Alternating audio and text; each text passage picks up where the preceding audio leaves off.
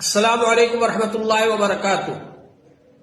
ابن ابی منافق نے غزوہ بنی المصطلق کے موقع پر یہ کہا کہ ہم مدینے پہنچ کر جو عزت والے ہیں وہ ذلیلوں کو نکال کر باہر کر دیں گے۔ یہ خبر حضور صلی اللہ علیہ وآلہ وسلم کو پہنچی۔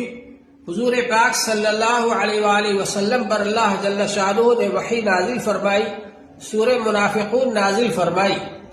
مدینے کے قریب پہنچ کر ابن ابی کے بیٹے حضرت عبداللہ اس کے سامنے کھڑے ہو گئے اور سواری کے سامنے کھڑے ہو کر کہا کہ تو نہیں جا سکتا مدینے میں جب تک تو یہ اقرار نہ کرے کہ رسول پاک صلی اللہ علیہ وآلہ وسلم عزت والے ہیں اور تو ذلیل ہے۔ بہرحال حضور صلی اللہ علیہ وآلہ وسلم نے فرمایا کہ اس کو چھوڑ دو، تو اس کو چھوڑ دیا۔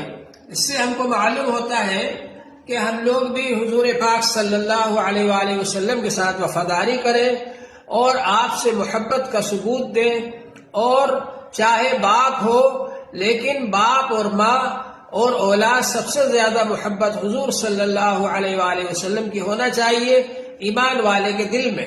اللہ جل شانہ ہم کو اس کی توفیق عطا فرمائے۔ وآخر دعوانا الحمد للہ رب العالمین۔